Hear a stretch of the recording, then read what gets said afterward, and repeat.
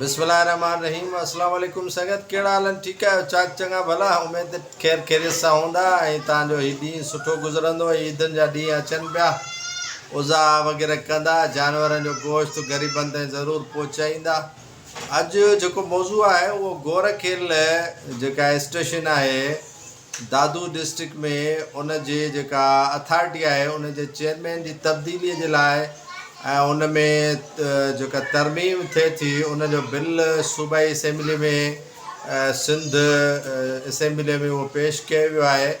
हाणे 7 कुआ खाई ॿिली हली आहे हज ते। गोरखेल जी तज़ीन आराइश थियणी कोन्हे का। रफ़ीक जमाली न हटाए करे खणी फयाज़ बुट खे रखो, फयाज़ बुट खे हटाए करे इरफान लगारी खे रखो, इरफान लगारी खे छॾे करे सिकंदर राह पोटे खे रखो, सिकंदर राह पोटे खे नथा रखो त तारिक बाजारी खे रखो। पाण मुराद अली शाह जो चेयरमैन थी विए, पर गोरखेल खे माना तरक़ी वठाइणी न आहे, उनजा रोड ठाराइणा न आहिनि, उनखे तरक़ी न आहे वठाइणी।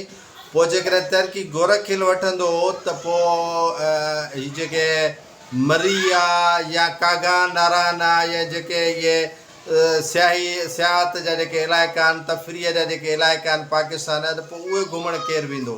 हाणे उहे घुमण माण्हुनि खे सिंध जी तरक़ी कराइणी न आहे।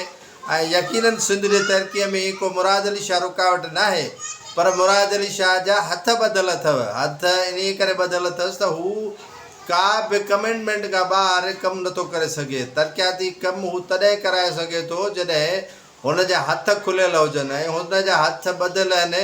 हू रड़ियूं न पियो करे, हुन जूं अखियूं ॿाहूं जंगूं ॿधी हुनखे चवंदा स्विमिंग पूल में हाणे तरी ॾेखार। हाणे मुराद अली शाह किथां तरंदो जॾहिं स्विमिंग पूल में अखियूं माण्हू जूं ॿधियल हुजनि, हथ ॿधियल हुजनि, ॿाहूं पेर ॿधियल हुजनि, त उहो तरंदो किथां? उहो बुॾंदो यकीननि। त सिंध हुकूमत केतिरियूं कोशिशूं करे 2008 खां वठी रफ़ीक जमाली हुनजो चेयरमैन रहियो आहे, हिकिड़ो टके जो कमु न करायो वियो आहे। टके जो अरबे रुपया हुनखे बजट ॾिनी वई ऐं उनखे बजट खां अलावा बि उनखे जेको आहे ख़ुशूसी फंड जारी कयो वियो ऐं उनखे एडिशनल फंड ॾिना विया त भई गोरखेल खे तरक़ी वठाए। पर गोरखेल ते जेको वञे थो उहो तौबाऊं कंदो थो अचे, वाह ज़ारी ज़ारी ज़ारी मुंहिंजी ज़ारी। सेवण जे कलंदर शहबाज़ जी नगरी आहे न, उतां जो साईं मुराद अली शाह वज़ीर आला आहे न, उते जेका तोशा खानो आहे उतां यार सामान चोरी थियो, ज़ेवर चोरी थी आहे, पैसा चोरी थी विया, सोन चोरी थी वियो।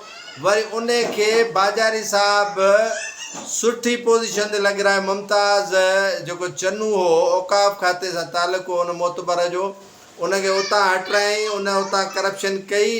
वरी बाजारी साहिबु एतिरो महिरबानी थी वियुसि, उनखे सुठी जॻह ते लॻाए छॾियईं। उन्हनि जी जेके बि रंजिशूं तकलीफ़ूं ग़म उहे दूरि थी विया। इंक्वायरी मिनिस्टर चयो, शाह साहिबु जेको शिराज़ी आहे रियाज़ शाह चईं त भाई बाक़ाइदे इंक्वायरी थींदी, उहा इंक्वायरी कोन थी। इन खां अॻु में औकाफ़ खाते जो जेको सेक्रेटरी आहे असांजो ॾाढो सुठो डांसर मुनोर मयसर साहिबु जिम रड़ंदो आहे। माण्हू चवंदा आहिनि साईं अललोक आहे, ख़ुदा जो कसम आहे अललोक कोन अथव। हुनजे खाइण जा, हुनजे हिननि जा मज़े माणण जा तरीक़ा ई निराला आहिनि ऐं हू माना पाण खे दरवेश ज़ाहिर करे हड़पा लॻो पियो आहे कमु। ऐं उन मुमताज़ चने खे वरी जेको आहे सो ॿीहर सड़बी पोस्ट ते जेको आहे मुक़ररु कयो वियो आहे ऐं उनजे ख़िलाफ़ु का इंक्वायरी कोन थी आहे। जेका चई वई त भई भरपूर इंक्वायरी थींदी, उहा इंक्वायरी धूड़ थी, का इंक्वायरी कोन थी।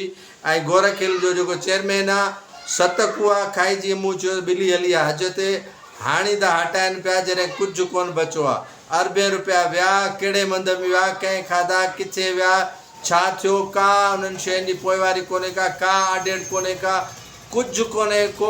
उहे सॼा हज़म थी विया, सॼा हड़प थी विया। हाणे हमरा चवंदा त हाणे गोरखेल जो चेयरमैन हटायो, नओं चेयरमैन मुक़ररु कयो। बाबा जहिड़ी ॾाची तहिड़ी तोड़ी, तहिड़ो उठ तहिड़ी उठणी। सो भले तव्हां कहिड़ो बि चेयरमैन मुक़ररु कंदो, गोरखेल जो कमु उहे ई हूंदसि जहिड़ा रफ़ीक जमाली जा आहिनि, कमु उहे ई हूंदसि जेके उतां जे बाजारी राह पोटनि, मुराद अली शाह बुटनि लगारनि या ग़ुलाम शाह जीलानी बादशाह जो जेको आहे पुटनि जो, इहो सॼो हिकिड़ो वेड़ो आहे।